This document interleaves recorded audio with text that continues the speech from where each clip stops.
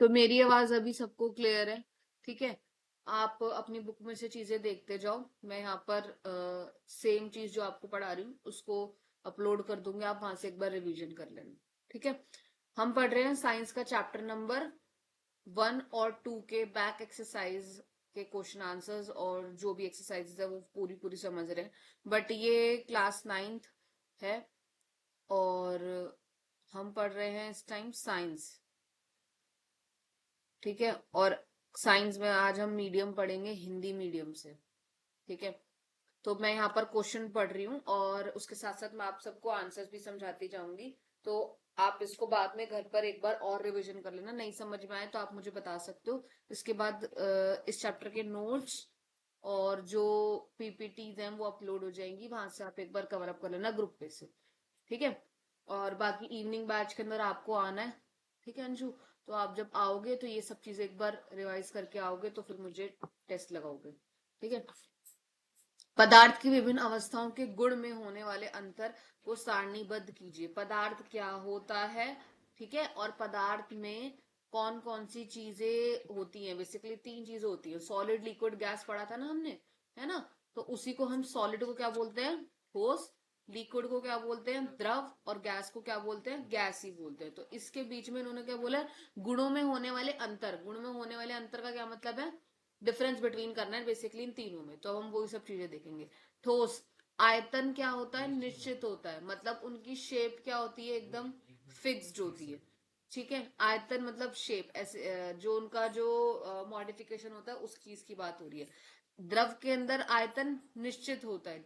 ठीक है। और गैस के अंदर आयतन क्या होता है? अनिश्चित होता है। आकार, वही शेप जो मैं बता रही हूँ, आकार क्या होता है? निश्चित होता है। लिक्विड के अंदर आकार क्या होता है? अनिश्चित होता है। आकार या फिर जो शेप है लिक्विड में अनिश्चित क्यों होती है? क्योंकि वो लिक्विड फॉर्म के अंदर होता है, उसके पार्टिकल्स क्या होते हैं? थोड़े से फ्रीली मूव करते हैं, है ना? जो उसके पार्टिकल्स हैं वो क्या होते हैं? थोड़े दूर दूर दूर दूर होते हैं। तो इस वजह से उनका जो जो भी कंटेनर होता है, जिस भी कंटेनर में आप लिक्विड को डालोगे, वो उसी कंटेनर के अंदर उसका शेप ले लेगा। जैसे एक पानी है, पानी को आप ग्लास में डालोगे तो ग्लास का शेप ले लेगा, बॉटल में डालोगे तो बॉटल का शेप ले लेगा। तो इसलिए आकार क्या होता है द्रव का? निश्चित होता है। आकार और आयतन दोनों ही अनिश्चित होते हैं गैस के। हमें गैस चारों तरफ है हमारे, तो आकार तो समझ में आ गया होगा। ठीक है। अब आयतन भी अनिश्चित कैसे होता है? देखो अब मैं वही चीज बोल रही हूँ, आकार और आयतन के अंदर कैसे आप पता लगा पाओगे? देखो, हम एक बलून के अंदर हवा भरते हैं, तो जब हमारी गैस उसके अंदर जाती है तो आप देखोगे जब हम उसको हवा भर रहे हैं तो उसका जो साइज था पहले से अब क्या हो गया? बड़ा होगा। उसने एक एरिया कवर करने की जो उसकी कैपेसिटी, उसको क्या कर दिया? इंक्रीज कर दिया। पहले कम थी और अब क्या हो चुकी है? ज्यादा हो चुकी है। ठीक है। ऐसे ही ठोस का भार होता है। सॉलिड कोई भी चीज होगी उसका भार होगा। ठीक है। द्रव का भार होता है? हाँ होता है। लिक्विड चीज का ही भार होता है। गैस का भार होता है? हाँ होता है। कुछ गैसेस ऐसी होती है जिनको हम बेसिकली वेटेज कर सकते हैं। ठीक है। कणों के बीच आकर्षण अधिक होता है। कण क्या होते हैं? पार्टिकल्स। हाँ। ठीक है। तो यहाँ पर जो इसके पार्टिकल्स होंगे वो क्या होंगे? बहुत ज्यादा पास पास होंगे। ठीक है। तो और द्रव के पार्टिकल्स कम कम होंगे। मतलब आकर्षण बेसिकली क्या होगा? कम कम होंगे। और यहाँ गैस के बीच में आकर्षण होगा, होगा पर बहुत कम होगा। ठीक है। ठोस में ठोस में विसरण द्रव तथा गैसों की अपेक्षा कम होता है। वही बता रहे हैं, जो फैलाव है वो क्या होता है? कम होता है। ये फिक्स्ड है, तो ये फिक्स्ड रहेगा ऑब्जेक्ट। अब भाई आप लिक्विड ले लोगे, टब ले लोगे, तो इसमें और उसमें थोड़ा अंतर आ जाएगा। या बलून में देख लो, या फिर किसी भी चीज में देख लो, पॉलिथीन में देख लो। अगर आप पॉलिथीन में पानी भरोगे, ठीक है, तो पहले तो उसका शेप अलग होगा पॉलिथीन का, पर जैसे आपने पानी भरा उसका शेप बदल गया। वही चीज बता रहे हैं। द्रव के अंदर विसरण क्या होता है? फैलाव। ठीक है। विसरण द्रव में क्या होता है? तीव्र होता है, तेजी से होता है। वही जो मैं बता रही हूँ, मान लो एक नदी है। ठीक है। नदी इतनी पतली जा रही है, बहुत पतली जा रही है। जैसे ही पानी का बहाव तेज आएगा, नदी का जो ब्रेथ क्या होगा, जो चौड़ाई होगी वो क्या होगी? ज्यादा हो जाएगी। ठीक है। विसरण द्रवों से अधिक होता है। विसरण द्रवों से अधिक होता है। गैस के अंदर क्या होता है, गैस में और भी ज्यादा होता है। अब देखो यहाँ पे चारों तरफ गैस ही है, तो इसका मतलब ऐसा नहीं है ना कि आपको इसी कमरे में सांस आ रही है, बाकी आगे जाके सांस ही नहीं आएगी गेट के बाहर निकल के। तो फैलाव, कितना फैलाव ज्यादा है कितना कम है, तो सबसे कम किस में होता है, सबसे कम होता है गैस में। ठीक है। और सबसे ज्यादा तेज किस में होता है, ठोस में होता है। ठीक है। अब देखिए नेक्स्ट, इसके बी पार्ट पर आ जाइए। निम्नलिखित पर टिप्पणी कीजिए। दृढ़ता बतानी है, संपीड़िता बतानी है, तरलता बतानी है, बर्तनों में गैस का भरना, खाली बर्तन है उसमें गैस नहीं होगी, होगी या नहीं होगी वो देखना, आकार बताना, गतिज ऊर्जा और घनत्व। ठीक है। दृढ़ता मतलब क्या होता है, ठीक है, ठोस पदार्थों के कणों में आकर्षण बल अधिक होता है। ये ठोस है, सॉलिड है, तो उसके अंदर आकर्षण बल क्या होता है, अधिक होता है, पार्टिकल्स बहुत ज्यादा पास पास होते हैं, इसीलिए ठोस के कणों की व्यवस्था अधिक क्रमित होती है। इसलिए आप देखोगे जो उसको व्यवस्थित रूप से एक साथ करा जा रहा है, मतलब एक साथ उसके पार्टिकल्स लेके आए जा रहे हैं, तो वो कोई ना कोई एक शेप बना देगा, इसीलिए ये ठोस दृढ़ होते हैं। इसीलिए से क्या कहा जाता है, ठोस दृढ़ कहा जाता है। संपीड़िता, संपीड़िता का मतलब देखते हैं, पदार्थ को बाह्य बल द्वारा दबाकर उसके आयतन में परिवर्तन करना ही संपीड़िता कहलाता है। पदार्थ को बाह्य बल, अगर मान लीजिए बाहर आपके पास एक प्लास्टिक की बोतल है, आप बाहर से उस पर प्रेशर लगा रहे हो, तो एक कोई भी पदार्थ है उसके ऊपर कहां से बल आ रहा है, बाहर से। बाहर से जब भी बल आ रहा है तो उसका आयतन, जो भी उसका फैलाव है, जो भी उसका शेप है, उन सब में क्या हो रहे हैं, चेंजेस हो रहे हैं। ठीक है। गैस की संपीड़िता सबसे अधिक होती है। ठीक है। तरलता देखिए, तरलता का मतलब क्या होता है, पदार्थ के बहाव के गुणों को तरलता कहते हैं। जितनी तेज वो बह रहे हैं, जितनी तेज वो आगे फ्लो कर रहे हैं, ठीक है। जैसे ठोस के जो, मतलब ठोस के जितने भी जो कण होते हैं वो क्या होते हैं, बहुत ज्यादा पास पास होते हैं, और तरल के जो कण होंगे वो क्या होंगे, थोड़े से दूर दूर होंगे। ठीक है। जो इनके बीच में बहाव है वो ही सबको क्या कहते हैं, तरलता कहते हैं। ठीक है। बर्तनों में गैस का भरना, गैस का आयतन आकार अनिश्चित होता है, इन्हें किसी भी बर्तन में भरा जा सकता है। गैस को संपीड़न करके भरा जा सकता है, मतलब कम करके या फिर उसको सिंक्रोनाइज करके ऐसे करके भरा जा सकता है। आकार क्या होता है, ठोस पदार्थों का आकार निश्चित होता है, जबकि, बताओ, जबकि अनिश्चित किसका होता है, और द्रव का। लिक्विड का भी तो आकार, कोई पानी का कोई आकार होता है, नहीं होता ना। ठीक है। गतिज ऊर्जा क्या होती है, जिसमें गति होती है, वो सभी क्या होती है, गतिज ऊर्जा होती है। पदार्थ के कण निरंतर गतिशील होते हैं, कोई भी पदार्थ है उसके जो कण हैं, चाहे वो ठोस हो चाहे वो द्रव हो, उन सबके क्या है, वो सब क्या चल रहे हैं। ठीक है। तो वो सब क्या है, गतिज ऊर्जा में आएंगे, और अर्थात उनमें गतिज ऊर्जा होती है। अब देखो घनत्व क्या होता है, गतिज ऊर्जा मतलब आप समझ गए आप, क्या जिसमें गति होती है वही गतिज ऊर्जा। ठीक है। घनत्व क्या है, किसी तत्व के द्रव्यमान के प्रति इकाई आयतन को घनत्व कहते हैं। बेसिकली ये बता रहे हैं कैसे निकलता है, और वही उन्होंने लिख रखा है। ठीक है। तो कैसे निकलता है घनत्व, घनत्व मतलब क्या होता है, भार, कितनी डेंसिटी है, कितनी कोई चीज एरिया में कवर कर रही है। किससे करते हैं, द्रव्यमान अपॉन में आयतन, जितना जो नंबर दिया हुआ होगा उतना उस नंबर से करेंगे। ठीक है। अब यहां पर आ जाओ आप तीसरे पे, कारण बताइए। गैस पूरी तरह से उस बर्तन को भर देती है जिसमें इसे रखते हैं। ठीक है। क्योंकि गैस का आयतन अनिश्चित होता है, अनिश्चित होता है बेटा, तभी तो भरती है गैस, किसी भी बर्तन में आ सकती है। ठीक है। गैस बर्तन की दीवारों पर दबाव डालती है, क्यों डालती है, क्योंकि उसके कण क्या है, गतिशील है ना। ये बर्तन की दीवारों से निरंतर टकराती रहती है, और बर्तन की दीवारों पर क्या डालती है, दबाव। लकड़ी की मेज ठोस कहलाती है, क्यों कहलाती है, क्योंकि उसके कण पास पास है। समझ आ गया, इसका आकार वकार ये सब निश्चित होता है, आकार आयतन। हवा में हम आसानी से अपना हाथ चला सकते हैं, लेकिन ठोस लकड़ी, मतलब एक लकड़ी के टुकड़े को, तो आप भी समझ रहे हो, लेकिन एक लकड़ी के टुकड़े के साथ, लकड़ी के टुकड़े में शांत हो जाओ। लेकिन एक ठोस लकड़ी के टुकड़े में हाथ चलाने के लिए हमें कराटे में दक्ष होना पड़ेगा। मतलब वही बोल रहा है कि अगर आप आसानी से हाथ हवा में चला सकते हो ऐसे, ठीक है,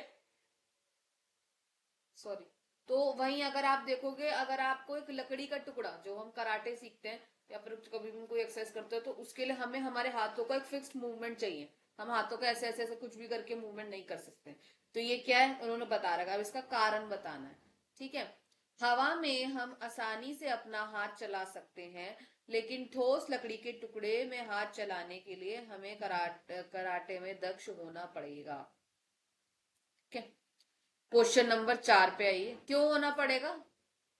क्योंकि वही अभी हमने देखा कि हम क्या है, हमारे जो गैस के जो पार्टिकल्स हैं, आपने जो देखा जो कण है, वो क्या है, दूर दूर है ना, तो हम इसलिए फ्रीली मूव कर सकते हैं। और वहीं लकड़ी के टुकड़े के जो पार्टिकल्स हैं वो क्या है, पास पास है। ठीक है, सामान्यतः ठोस पदार्थ की अपेक्षा द्रव का घनत्व कम होता है, लेकिन आपने बर्फ के टुकड़े को जल में तैरते हुए देखा है। पता लगाइए ऐसा क्यों होता है। वही जो मैंने बताया, घनत्व कैसे कहते हैं, घनत्व कहते किसे, तत्व के प्रति इकाई का आयतन। जो भी तत्व ले रहे हो उसके ऊपर क्या चाहिए आपको, उसका आयतन चाहिए। तो उन्होंने घनत्व का फॉर्मूला भी निकाल रखा है, हर बार यही होगा घनत्व का फॉर्मूला, ये इंपॉर्टेंट है, आता है। अब देखिए तापमान और सेल्सियस वाला, आपको 300 के को सेल्सियस में बदलना है, और इसको, हाँ तो इसको किसके कर देते हैं, 273 से माइनस करते हैं, आपको पता होगा। ठीक है, अब वही है, अब आपको बताना है कि कौन सी अवस्था किसकी कैसी होती है। ठीक है, हाँ, ये वाला मार्क करना है। निम्नलिखित तापमान पर जल की भौतिक अवस्था क्या होगी। जो कोई तापमान दे रखा है उस पर क्या होगी, बहुत इजी है। 100 डिग्री पर क्या होता है, हमें पता है 100 डिग्री के ऊपर पानी जो है वो उबलने लगता है, गर्म होता है। तो वही द्रव यहाँ पर 100 डिग्री सेल्सियस पर जल द्रव अवस्था में होता है, मतलब लिक्विड में आ जाएगा, ऑलरेडी लिक्विड फॉर्म में होता है। ठीक है, 25 डिग्री सेल्सियस पर क्या होगा, जल गैसीय अवस्था में आ जाएगा। गैसीय क्यों आ जाएगा, 100 पे उबल रहा है, भाप बनेगा, समझ में आ गया, तो गैसीय अवस्था में आएगा। ठीक है, किसी भी पदार्थ की अवस्था परिवर्तन के दौरान तापमान स्थिर क्यों रहता है। किसी भी पदार्थ, बहन बाहर कर ले से जाकर,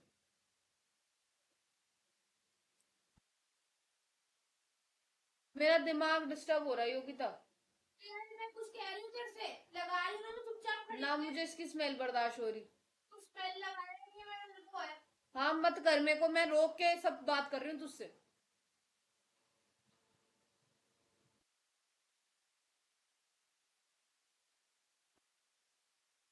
किसी भी पदार्थ की अवस्था परिवर्तन के दौरान तापमान स्थिर क्यों रहता है। पदार्थ की गुप्त अथवा प्रस्तुत ऊष्मा के कारण। तो यहाँ पर क्या बता रहे हैं, क्यों वो उस टाइम पर स्थिर रहता है, क्यों स्टेबल हो जाता है, उसका टेम्परेचर क्यों हो जाता है, क्योंकि उसमें क्या होती है, एक ऊष्मा होती है, एक गर्माहट होती है, इसलिए वो क्या हो जाता है, एक स्टेबल की फॉर्म में आ जाता है, रुकावट की फॉर्म में आ जाता है। वायुमंडल वायुमंडलीय गैसों को द्रव में परिवर्तन करने के लिए कोई विधि सुझाइए। ठीक है, संगलन और तथा शीतलता के द्वारा गैस को द्रवों में परिवर्तित किया जा सकता है। ठीक है, संगलन और शीतलता के द्वारा आप किसको परिवर्तित कर सकते हो, गैस को द्रव में। गैस मतलब क्या है, ऑक्सीजन, कोई भी गैस, उसको द्रव, गैस को द्रव में कैसे कन्वर्ट करोगे, या फिर भाप है, भाप बेसिकली अब गैस बन चुकी है। ठीक है, आप उसको कैसे कन्वर्ट करोगे द्रव के अंदर, दो तरीके होते हैं। ठीक है, एक होता है संगलन, एक होता है शीतलता। ये हमने इंग्लिश में अगर आप इनको टर्म देखोगे तो आपने पीछे इस बुक में ना दिखाओ, एक एक चार्ट पढ़ा होगा, मैं बाद में जब टेस्ट सीरीज लूंगी तब मैं समझा दूंगी दोबारा। ये रहा, ठीक है, सॉलिड लिक्विड गैस का, जिसमें आपने पढ़ा होगा कि सबमिलेशन क्या होता है। सबमिलेशन बेसिकली आपने देखा होगा, जब भी ठोस से द्रव में जाएंगे तो हमें क्या करना होता है, संगलन होता है। ठीक है, द्रव से गैस में जाएंगे, ठोस से द्रव में जाने के लिए आपको कोई बर्फ है, बर्फ को आपको पानी बनाना है तो क्या करोगे, संगलन चाहिए, बर्फ को बाहर निकल कर रख दो नॉर्मल टेम्परेचर पे, ठीक है। द्रव को गैस में बनाना है तो क्या करोगे, वाष्पीकरण, मतलब इवापोरेशन, भाप बनाओगे। जैसे पानी को अगर आपको गैस की फॉर्म में लाना है तो क्या करोगे, उसे भाप बना दो, है ना, थोड़े ड्रॉपलेट्स दिखेंगे तो गैस बनते दिखेगी। अब गैस को आपको किस में लाना है, ठोस में लाना है, ठीक है। तो ये किसकी वजह से हो सकता है, निष्पेषण या फिर ऊर्ध्वपातन के थ्रू हो सकता है, ठीक है। तो अब आप इन सब चीजों के बारे में पढ़ोगे कि ये सब चीजें क्या होती हैं, कैसे होती हैं, ये आपने पढ़ रखा है, पर मैं फिर भी दोबारा जब ये खत्म हो जाएगा तो मैं दोबारा आपको एक बार और रिकॉल करा दूंगी, ठीक है। अब यहाँ पे आ जाओ प्रश्न 4 वाले पे। गर्म शुष्क, मतलब जो ड्राई वाले दिन होते हैं, दिन में कूलर अधिक ठंडा क्यों करता है, क्योंकि उसमें क्या होता है, वाष्पीकरण, ठीक है, गर्म है इस वजह से। गर्मियों में घड़े का जल ठंडा क्यों होता है, बताओ। घड़े में मिट्टी के कण जल से ऊर्जा प्राप्त करते हैं, ठीक है। ऊर्जा प्राप्त करने के बाद वो क्या कर देते हैं, उसे वाष्पीकृत कर देते हैं, क्या कर देते हैं, वाष्पीकृत कर देते हैं, जिससे जल जो है वो ठंडा हो जाता है, ठीक है।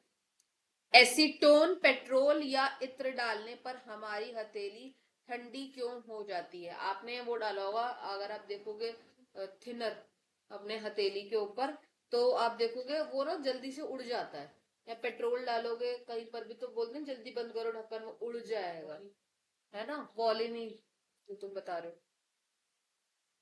तो वो जल्दी से उड़ क्यों जाता है वो भी बताना, ठीक है। तो क्यों उड़ जाता है उसका कारण है, क्योंकि एसीटोन के कण हथेली या उसके आसपास की उससे उसकी आसपास से क्या लेते हैं, ऊर्जा लेते हैं, और उसे क्या कर देते हैं, वाष्पीकृत कर देते हैं, मतलब क्या बना देते हैं, गैसियस फॉर्म में बना देते हैं, जिससे हमारी हथेली क्या हो जाती है, ठंडी हो जाती है। इसलिए हमें एसीटोन या फिर पेट्रोल या फिर इत्र डालने पर वो हमें क्या लगता है, थोड़ा सा ठंडा लगता है, ठीक है। अब एक और ये क्वेश्चन है, कप की अपेक्षा प्लेट से हम गर्म दूध या चाय जल्दी क्यों पी लेते हैं, वही चीज वो मैं आपको फिर बता रही हूँ, क्योंकि उसका जो एरिया है, कप का एरिया वो क्या है, बहुत ज्यादा छोटा है, जबकि प्लेट का एरिया क्या है, ज्यादा। तो ठंडा जल्दी किस में होगा, प्लेट में होगा, ठीक है।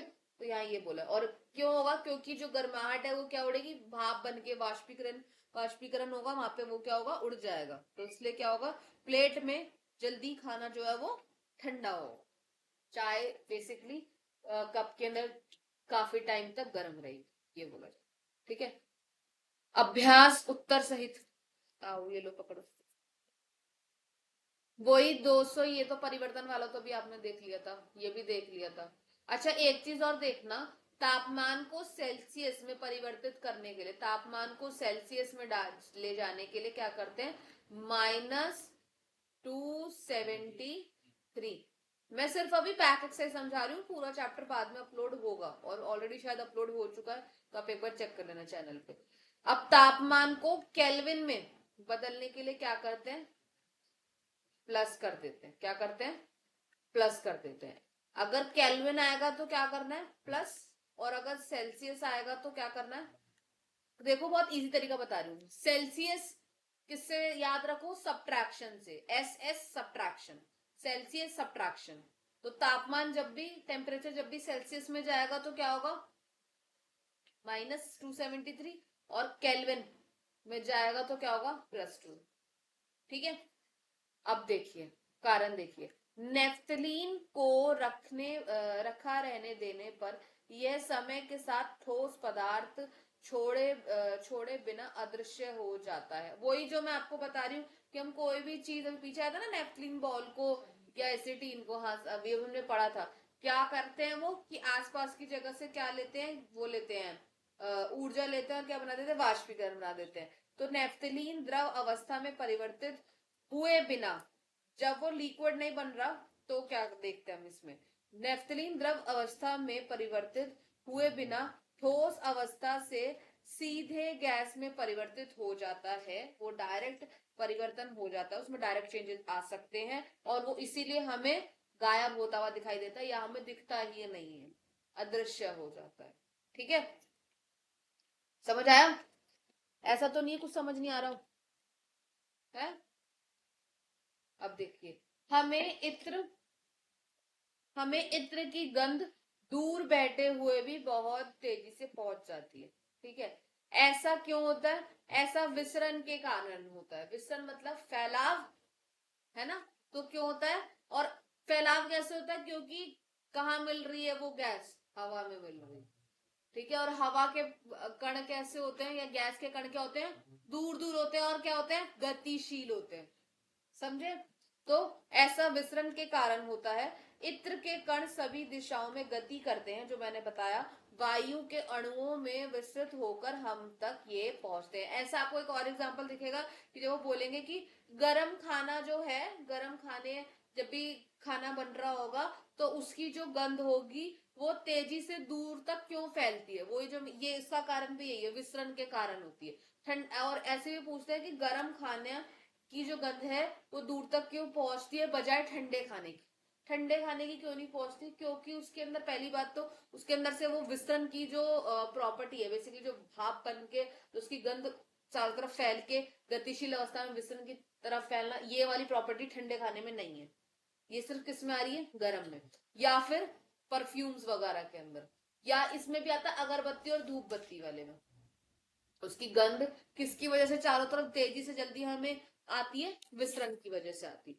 ठीक है, निम्नलिखित पदार्थों को उनके कणों के बीच बढ़ाते हुए आपको बताना है। ठीक है, जल, चीनी, ऑक्सीजन। सबसे पहले ऑक्सीजन, क्योंकि ऑक्सीजन के जो वो है पार्टिकल्स हैं, ऑक्सीजन के जो कण हैं वो क्या है? दूर तक फैलेंगे। फिर क्या आएगा? जल, जल के कम दूर तक। फिर चीनी, चीनी तो ट्यूब की फॉर्म में, तो उसके द्रव कैसे होंगे? बेसिकली ठोस ही होंगे। ठीक है, निम्नलिखित तापमान पर जल की भौतिक विधि बतानी है, वही चीज बतानी है। 100 डिग्री सेल्सियस पर क्या होगा? पानी उबलने लग जाता है, तो क्या बन जाएगा? भाप बन जाएगा। 0 डिग्री सेल्सियस, 0 डिग्री पे तो फ्रिज चलाओगे तो वही उसमें चल जाएगा, बर्फ बन जाती है ना? तो वो क्या बोल रहे हैं?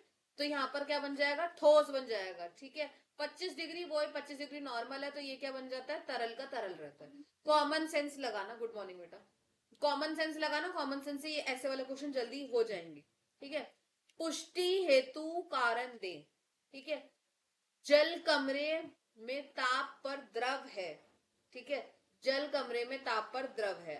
अब देखिए, क्योंकि कमरे का तापमान 25 डिग्री सेल्सियस होता है नॉर्मल, और देखो 25, मैं आपको क्या बता रही हूँ, एसी भी जो हम नॉर्मल से नॉर्मल चलाते हैं कितने पर चलाते हैं? 24 पर चलाते हैं। कॉमन सेंस लगाओगे बहुत इजी तरीके से आ जाएगा सवाल।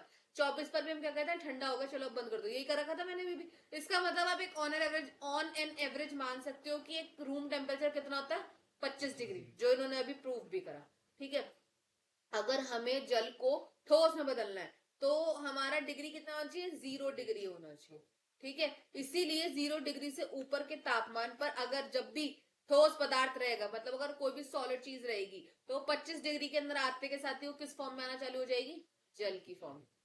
कैसे होता है? कभी आपने बहुत बार करा होगा, फ्रिज के अंदर पानी की बोतल जमा के रख दी होगी।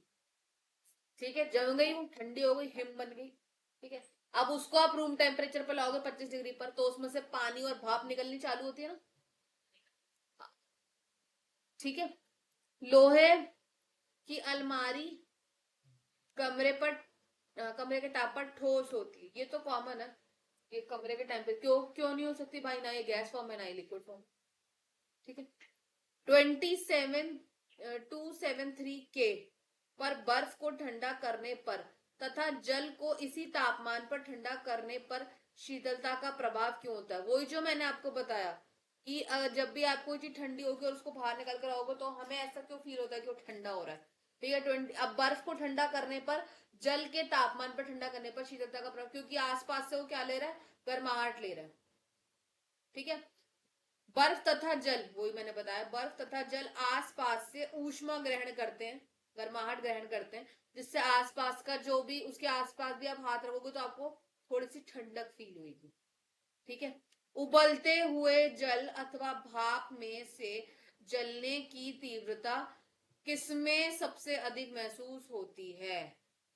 ठीक है, भाप में क्यों होती है? भाप के अंदर क्योंकि वाष्पीकरण की गुप्त ऊष्मा अधिक हो जाती है। जब भाप बनती है तो उसमें और ज्यादा गर्माहट आपको देखने को मिलती है, जिस कारण भाप भाप से जलने भाप से अधिक जलन महसूस होती है। जैसे मैं आपको बताऊं, एक मान लो आपसे ये जल गया, मान लो तवे पे आपका गलती से हाथ लग गया, उससे जलने में आप फटाफट पानी में हाथ डाल लोगे, काफी टाइम बाद आपको जलन महसूस होगी। जैसे ही आप कोई कोई चीज पका रहे हो, जैसे मान लो आप मैगी पका रहे हो, उसके ऊपर से भाप निकल रही है और एकदम से लगता है ना हमें बहुत तेज, इस हिस्से में छोटी उंगली के हिस्से के अंदर आपको एकदम से भाप लगे तो आप फटाफट से स्पून छोड़ देते हो। तो इससे क्या समझ में आ रहा है कि भाप की ऊष्मा क्या है, ज्यादा है। समझे? ये तो आगे डायग्राम है, इसमें से आपको बताना है कौन सा क्या है। अभी आ जाओ पाठ के प्रश्न उत्तर। शुद्ध पदार्थ से आप क्या समझते हैं? शुद्ध पदार्थ एक ही प्रकार के कणों से मिलकर बना होता है। शुद्ध पदार्थ में उपस्थित सभी कण समान रसायनक के होते हैं, सभी इक्वल के होते हैं। ठीक है। समांगी और विषमांगी मिश्रण में अंतर बताइए, बहुत इंपॉर्टेंट है, ये आता है। ठीक है, इसका मतलब है हेट्रोजीनियस मिक्सचर और होमोजीनियस मिक्सचर। ठीक है, तो होमोजीनियस समांगी, समान समांगी, ऐसे ध्यान रखो। समांगी मतलब समान, समान का मतलब क्या होता है, एक जैसा, है ना? तो अब क्या रखोगे, जिस मिश्रण की बनावट समान होती है उसे क्या कहते हैं, समांगी। आप कैसे समझ सकते हो? ऐसा मिश्रण, समांगी मतलब समान मिश्रण जो घुलने के बाद एक जैसा लगता है, जैसे चीनी और पानी, इसे घोल दो सेम लगेगा। समझे? विषमांगी मतलब अब समांगी सेम हो गया, ठीक है, समांगी एस, समांगी सेम, ऐसे ध्यान रखो। विषमांगी ओपोजिट, जिसके अंदर ये मिश्रण क्या हो जाते हैं, अलग हो जाते हैं और हमें दिखने लग जाते हैं। जैसे पानी में अगर आप रेत डालोगे, मिलाओगे तो मिल जाएगी, रेत नीचे ठहर जाती है। ठीक है, चीनी घुल जाएगी। अगर जल में नमक मिलाओ तो कौन सा मिश्रण है बताओ, समांगी है विषमांगी है? जल में नमक मिलाओ, पानी में अगर नमक मिलाओगे तो समांगी है विषमांगी है? विषमांगी कैसे हुआ, पानी में नमक मिलाओगे तो घुल नहीं जाता? या तुम्हें नमक अलग दिखाई देने लग जाता है? सेम हो जा, मैं समझो चीज को, क्या नहीं पता चल रहा मुझसे पूछो, बताओ। जो चीज पानी में घुल जाती है या जो चीज घुल सकती है, जो घुलने के बाद एक ही मिश्रण दिखे, वो क्या कहलाता है, समांगी। जब एक मिश्रण घुल, जब आप मिश्रण के अंदर देखो कि दो चीजें अलग हो गई हैं, तो वो क्या है, विषमांगी। ऐसे ध्यान रखना। ठीक है, अब देखो उन्होंने बोला भी, उदाहरण के साथ समांगी और विषमांगी के भेद बताइए। मिश्रण के घटकों की बनावट सेम होती है, जैसे जल में नमक और जल में पानी, ये क्या है, समांगी। अब यहाँ पर क्या होगा, विषमांगी में मिश्रण के घटकों की बनावट समान नहीं होती, अलग होती है, बनावट ही अलग होती है। तो इसलिए तो अब सोचो, मैं वही चीज फिर आपको बता रही हूँ। पत्थर है, पानी में डालोगे तो ये पानी में घुल जाएंगे या नहीं घुलेंगे, नहीं घुलेंगे, तो ये क्या है, विषमांगी है। ठीक है, अब देखो यहाँ पर नेक्स्ट पे आओ, ये इंपॉर्टेंट चीजें हैं सारी। विलयन क्या होता है, निलंबन क्या होता है, और कोलाइड क्या होता है। ठीक है, विलयन क्या होता है, विलयन दो या दो से अधिक पदार्थों का मिश्रण होता है। विलयन मतलब क्या होता है, मिलना, विलय हो जाना। ठीक है, इसमें कण कैसे होते हैं, छोटे छोटे होते हैं। ठीक है, इन्हें छन्नन इन्हें छनन या फिर छानने की विधि द्वारा विलेय के कणों को पृथक नहीं किया जा सकता है। आप इसे अलग भी नहीं कर सकते हैं, जैसे सोडा, जल, जल, नींबू, उन सबको अलग नहीं कर सकते आप। ठीक है, निलंबन, निलंबन क्या होता है, निलंबन एक विषमांगी मिश्रण है। ठीक है, विलयन कैसे समझ सकते हो, समांगी, और निलंबन क्या हो गया, विषमांगी। अब वो उसमें दूसरी तरफ विषमांगी है, तो आप क्या सोच रहे हो, वो दोनों अलग हो जाएंगे, तो दूसरा पॉइंट तो आपको यहीं से मिल गया। अगर आप इन्हें कुछ देर के लिए विषमांगी मिश्रण को या निलंबन के मिश्रण को आप अलग रख दो, तो उसमें से जो भौतिक चीजें, जो हमें दिखने वाली चीजें, वो क्या हो जाएंगी, अलग हो जाएंगी। जो शब्द मैं बोल रही हूँ ना, भौतिक चीजें, उनका इस्तेमाल करना, ये वर्ड जाते हैं। जैसे जल में मिट्टी, वही मिट्टी नीचे रुक जाती है। और कभी किसी जगह आप गए भी हो, हरिद्वार वगैरह कहीं घूमने वगैरह के लिए, तो आप देखोगे गंगा वगैरह की तरफ आप गए हो, तो गंगा माता ऊपर होती, नीचे क्या होता है, मिट्टी मिट्टी पोषण होता है। क्यों, वो मिल जाना चाहिए उसे भी। जो भारी हैवी चीज होती है कुछ एक टाइम बाद वो नीचे ठहर जाती। कोलाइड, कोलाइड भी एक क्या है, विषमांगी मिश्रण। ठीक है, इसके कणों को आंखों से नहीं देखा जा सकता, ये प्रकाश के कणों में फैल जाता है, शांति से छोड़ने पर ये ये तल पर बैठ जाते हैं। ठीक है, जैसे धुआं, क्रीम, बादल तो आपको दिख रहे हैं। ठीक है, अब वही आपको करना है। एक संतृप्त विलयन बनाने के लिए 36 ग्राम सोडियम क्लोराइड को 100 ग्राम जल के अंदर 293 केल्विन पर घोला जाता है। इस तापमान की सांद्रता प्राप्त करें। सांद्रता कैसे निकलती है वो देखेंगे। पहले तो देखेंगे सोडियम क्लोराइड का द्रव्यमान कितना है, 36। विलयक का कितना है, जल 100। ठीक है, अब द्रव्यमान कैसे निकालते हैं, विलयन का द्रव्यमान, इसको मार्क कर लीजिए, इसको मार्क करो, ये आता है, मैं यहाँ पे भी हाईलाइट कर रही हूँ। ठीक है, नहीं मैं रेड पेन ही लेती हूँ, यहाँ पे हाईलाइटर का ऑप्शन है। ठीक है, इसको मार्क करो यहाँ से, ये तो बहुत ही हल्का हो जाए, चलो कोई नहीं। द्रव्यमान का विलयन का द्रव्यमान कैसे निकालना है वो, ठीक है, मैंने मार्क कर दिया है इसमें, आप भी अपने पास पूरा पूरा मार्क करना। तो इन दोनों को आप प्लस कर दोगे तो क्या आंसर आएगा आपके पास, 136। ठीक है, अब द्रव्यमान का प्रतिशत कैसे निकालेंगे, प्रतिशत हमें निकालना आता है। कितने का बोला, 36 का बोला ना, 36 और टोटल जितना हमने करा उसको नीचे अपॉन में रखते हैं, और परसेंटेज निकालने के लिए हमें 100 से क्या करना पड़ता है, मल्टीप्लाई करना पड़ता है। इसे काटोगे तो आपके पास आंसर क्या आएगा, 26.5%। काटना आता है या सिखाऊं, जैसे ऊपर रखा 36, ठीक है, नीचे रखा 136, ठीक है, मल्टीप्लाई बाय 100। ठीक है, अब देखो 2 से चला जाएगा, काट सकते हो ना, आता है ना, तो एक बार काट के मुझे दिखाना। अब आ जाओ प्रश्न 3 वाले पे। पेट्रोल और मिट्टी का तेल, मतलब केरोसिन तेल, जो कि आपस में घुलनशील है, जो आपस में क्या है, घुल जाते हैं, ठीक है, के मिश्रण,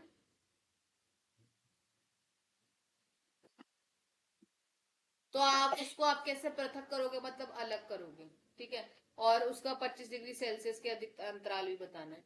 पेट्रोल और मिट्टी के तेल के मिश्रण को प्रभाजी आसवन विधि द्वारा पृथक किया जा सकता है। इसका नाम मेंशन कर लो, ये इंपॉर्टेंट है, ये आता है।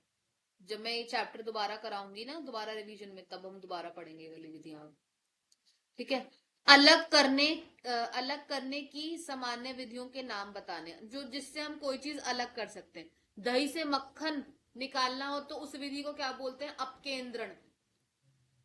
हाँ, समुद्र जल से नमक तो वाष्पन, नमक से कपूर तो आसवन। ठीक है, क्रिस्टलीकरण, क्रिस्टलाइजेशन जिसे इंग्लिश में कहा जाता है, विधि से किस प्रकार मिश्रण को पृथक करा जा सकता है।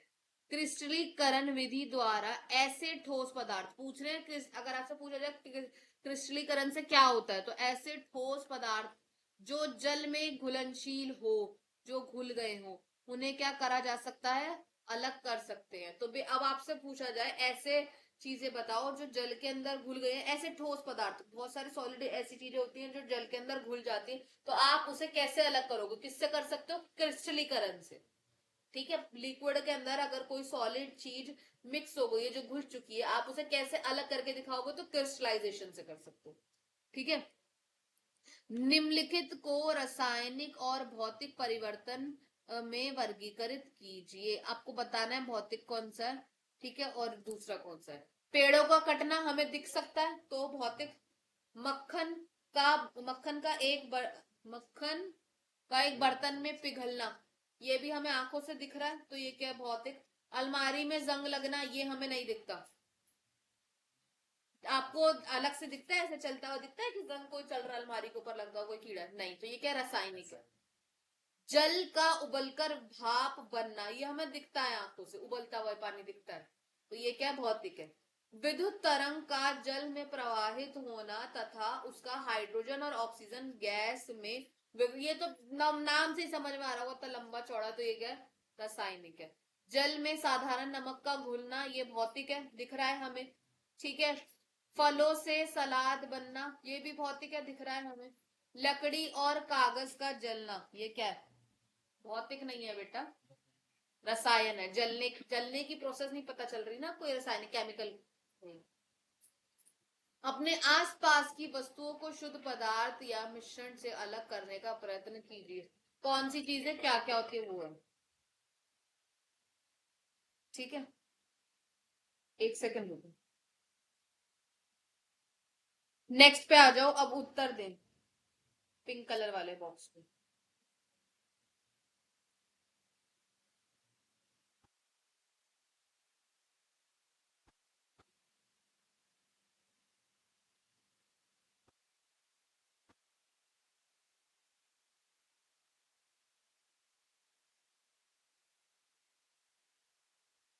चलिए, जैसे जैसे पानी ऊपर की ओर उठता है, आपने छानक पत्र का छानक पत्र पर क्या देखा? ये ड्राई के कणों को भी अपने साथ ले लेता है। क्या आपने छानक पत्र, फिल्टर पेपर की बात हो रही है यहाँ पे, छानक पत्र के टुकड़ों पर विभिन्न रंगों का अवलोकन किया है? हाँ, किया है। ठीक है। इसमें से इंपॉर्टेंट कौन सा है? ये वाला करो, देखो। जब आप मिश्रण को गर्म करना शुरू करते हैं, तब आप क्या अवलोकित करते हैं? आपको क्या मिलता है? ठीक है। एसोटीन वाष्पीकृत होता है, मतलब उड़ जाता है, तथा संघनित होकर संगणक द्वारा बाहर निकलने पर इसे बर्तन में एकत्रित किया जा सकता है। आपको ना ऐसे ही शब्दों का इस्तेमाल करना। आई नो इट्स डिफिकल्ट, पर आंसर्स तो यही है बेटा। ठीक है। इसमें से वैसे आता नहीं है कुछ। ये आ सकता है, एसोटीन का क्वथनांक बताइए तो कितने डिग्री सेल्सियस होता है? 56। दोनों घटकों को हम कैसे अलग कर पाते हैं? 25 के अंतर के ऊपर कर सकते हैं हम लोग। ठीक है। इसमें से इतना कुछ आता नहीं है। ठीक है। अब ये हमारा हो चुका है खत्म। आ जाओ चैप्टर नंबर 2 पर। निकाल लिया चैप्टर नंबर 2? चैप्टर 2 ही था ये वाला। अच्छा, ये यहाँ से, सॉरी, वो वाला वहां खत्म हो चुका है। यहाँ से ये हो चुका है चैप्टर 2। हाँ, अब ये चैप्टर 2 है। ठीक है।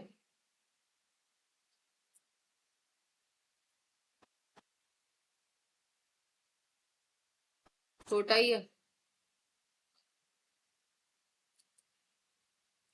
तो हम करते हैं चैप्टर नंबर 2 अगली वीडियो में।